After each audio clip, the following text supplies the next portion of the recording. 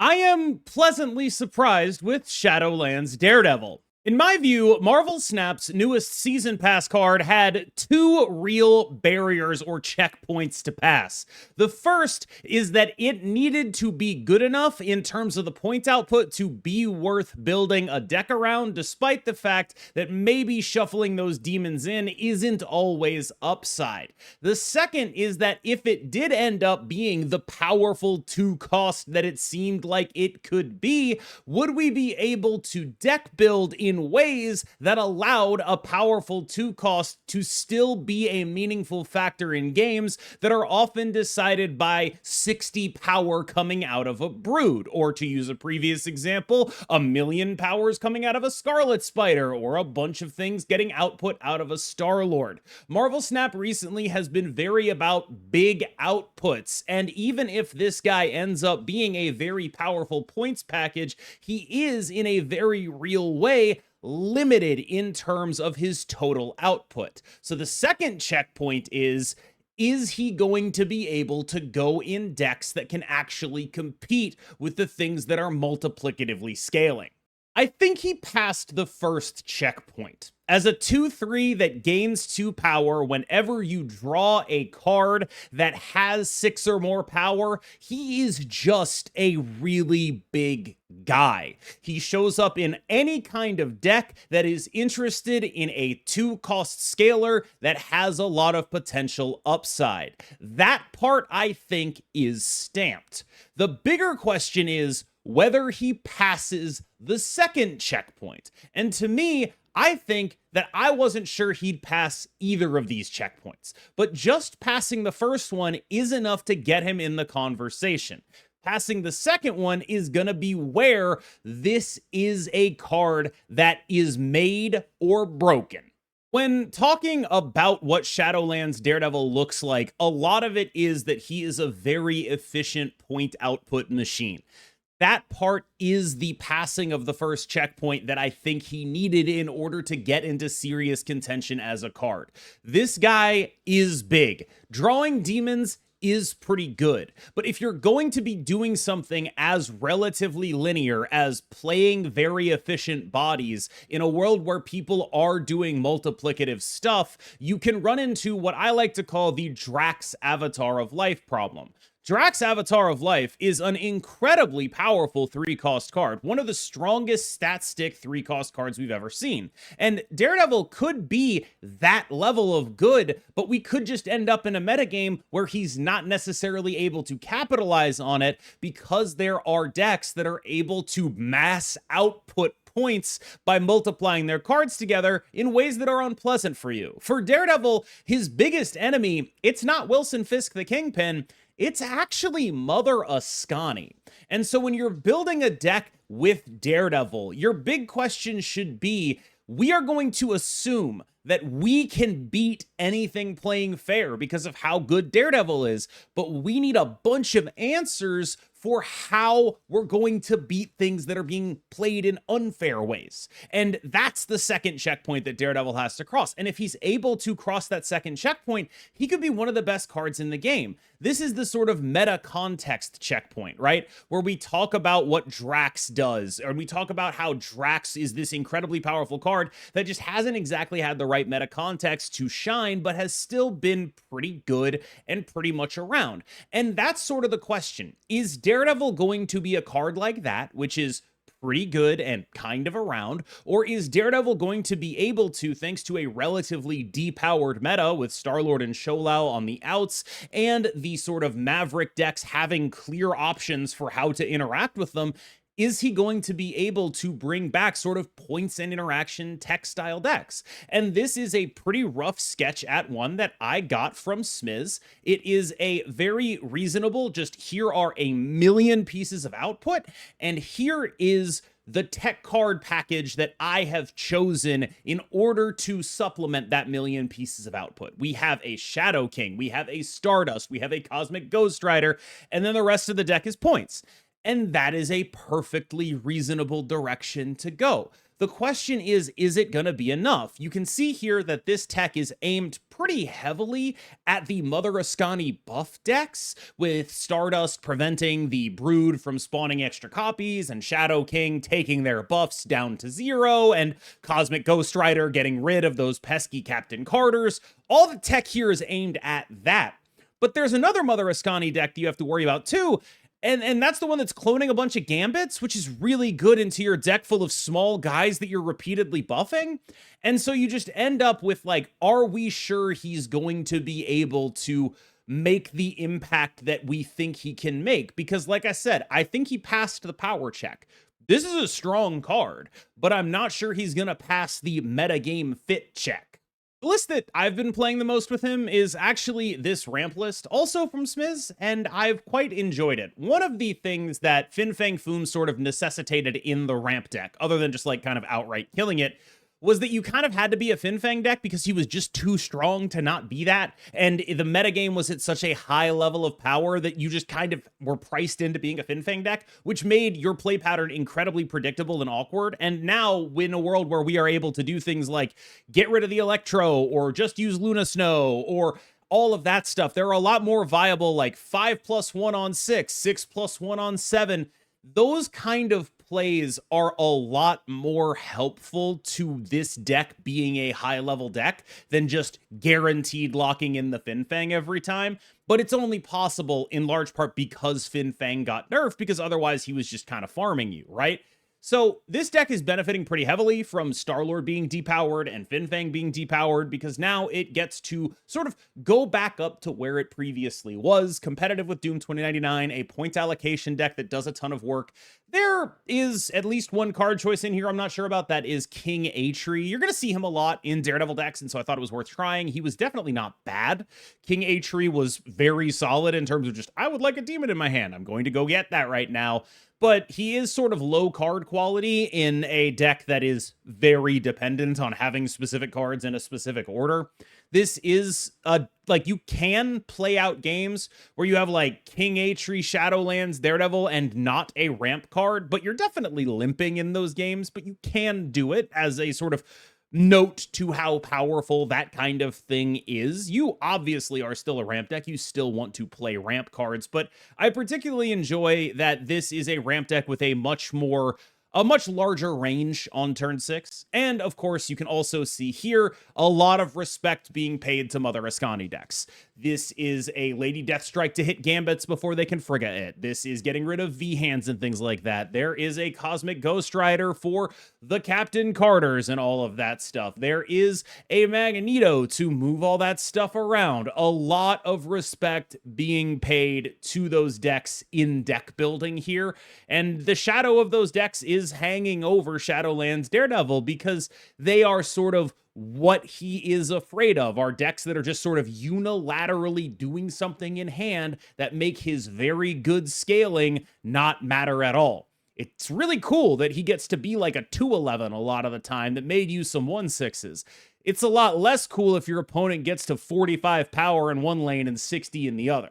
From Gamer, the Thor's list is an interesting place for Shadowlands Daredevil to fit into. There's the main overlap, of course, that being Jane Foster. You want to have Daredevil get his cards shuffled in, you play Phastos. Phastos makes either the demons free, so you can then draw them with Jane Foster, or buffs your other stuff ideally so that it is proccing Shadowlands Daredevil more realistically. And that's a pretty reasonable way to try to go about building a deck. I think this is a reasonable attempt at just seeing how good Daredevil is at making like B or C tier decks better just by being included in it. And I think this is a good example of why I feel he has passed the first checkpoint of, is this just really strong enough to be doing? It feels like in a lot of these decks, they were missing a 2 that could scale. Like, bluntly, when you look at the scaling 2s, a lot of them are either pretty lackluster, like Angela, or extremely archetype specific, like Craven, or generally the kind of things that a deck like this can't run without significant changes in how it wants to play, like Moondragon or Chamber. And that is notable, that Shadowlands Daredevil is a card that gives decks that just don't have a big 2, that might want a big 2, a generic option for having a big 2. That really hasn't existed in Marvel Snap since like Angela was originally around. And even then, she definitely leaned into a specific type of play pattern. I think that that's the biggest learning from this one for me, is that in as much as this is the kind of card that people will be like, where am I going to run this? What am I going to do with this? It has seemed to me that as long as you're reasonably set up and you aren't overly relying on one single tech card to win all your matchups, that this guy does sort of feel like the kind of card you can put in a lot of different places and run as a generic 2 that scales upwards, in large part because there are no things competing with him for that. It simply doesn't exist. Every other scaling 2 requires something from you in deck building or kinda sucks. And I think that that is a really notable aspect. With Daredevil, the biggest thing is, are we sure his shuffle is an upside? Would we be happier with this card if we were just playing it? I'm not entirely sure, but I do think that he has passed the check of this is a card that has homes. A deck that loves a scaling 2, especially if it's a scaling 2 that can scale without cards being revealed, is Supergiant. But this one, I think I have some questions about. Not specifically the build, but the way in which Supergiant wants to have the card Supergiant on turn 4, and it's possible Daredevil makes that less likely to happen. Daredevil is a card that you want to run in decks where all your cards are kind of replaceable, where you are not a deck that is built super heavily around one kind of thing, where you have enough redundancy in the deck that you can play Daredevil, make your deck a little less consistent, and still actually output what you need to output in order to win the game.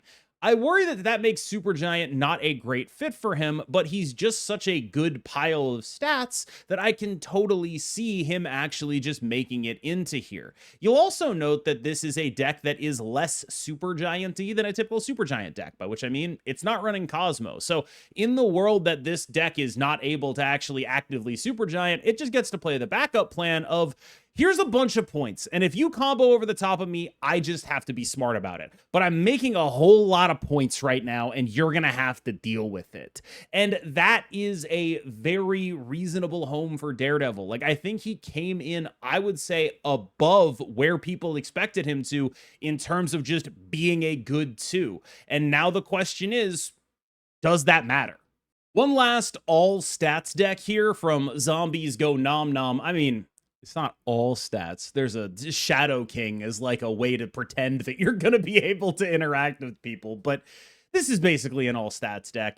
And I think, to be clear, Shadow King is like the best tech card to run in this context because of the Mother Ascani copy the buff decks. But I do think that you're still going to run into things like, I ran into a Gambit cloning deck and they blew up all my board. And it's like, yep, that's going to happen. And this kind of deck is a straightforward, aggressively oriented point allocation. I need to know my opponent's range. If I don't know my opponent's range, I am going to probably get farmed. If I do know my opponent's range, I can perfectly calculate what they're probably going to do on the final turn and play to try to beat that. All of that stuff is at a high premium in a deck like this. So baseline, of course, it's day one. It takes time for metagames to settle and for people to figure out what exactly a card is. But I think it can be helpful in situations like this to talk about what I expected and what has changed about those expectations. I expected Daredevil to be a card that had to pass 2 hurdles. The first is he actually strong? Because there's a real chance that his effect is downside in terms of shuffling those demons in. I think he has passed that hurdle pretty clearly. This is a strong card. The second thing is the kind of strong he is useful for the metagame as it is currently constituted? And I'm not sure he's past that, but he is well beyond where I would have expected him to be in terms of that. The biggest thing that changed for me is my assessment of him as a 2-drop scaler that is generic. I think that it is very possible that people will be running a decent amount of this card in the near future whenever they are a deck that wants points from the 2-drop slot and not efficiency. A lot of 2-drops that see play are in the same vein. 2/3 with upside that you can realize, but it's not upside that is stats. The only decks that are really playing 2/3 scalers are Doom 2099 with Moondragon and Sam Wilson sometimes, and Chamber the rest of the time, and the decks that are playing Batroc, Sam Wilson, Craven. Those are the ones that actually have that. Every other deck is just playing a 2/3 that does something for my game plan, like Iron Patriot and a Debris deck, or Firehair and a Firehair deck. This is a different kind of guy.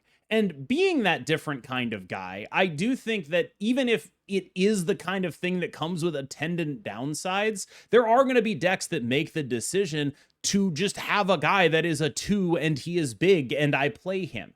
Now, I know I'm sort of downplaying the actual constraints on this guy in terms of deck building, but I gotta tell you, it did not feel particularly meaningful to just have enough 6 power stuff to actually make this guy work. It didn't feel like it was like, oh God, this is so horrible, I just can't do this. It felt pretty doable in deck building in a way that did not feel like nearly the lift that running a Batroc package is. Like the kind of thing that a lot of decks will be able to accomplish more regularly than that. And so if this guy has the future in Marvel Snap, I think it is largely in that role.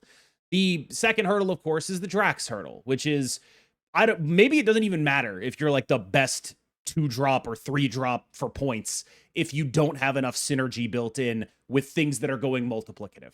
And I do think that like the way they've balanced recently, like you can look at the way they've balanced recently and say, we might not be multiplicative for very much longer. But I don't really think that's a realistic outcome looking at what's coming ahead in June. I think multiplicative buff stuff is going to be the name of the game for a little bit.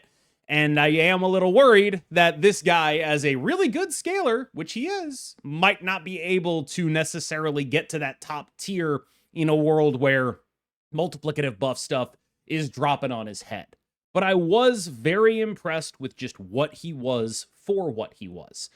This guy's like a 2/9, a 2/11, just a really solid Moondragon type card that a lot of decks can actually put in the deck. It felt like an upgrade over Moondragon in the ramp deck, and it allowed me to play the ramp deck the way I actually wanted to, although a lot of that is due to the Fin Fang Foom nerf. That said, I think that it is still up in the air whether he passes that second hurdle, but I am a little higher on this card than I was before playing with it. As always, I have been KMBest, you have been phenomenal, and I will see you in the next one, as long as you remember to like and subscribe. Have a wonderful evening.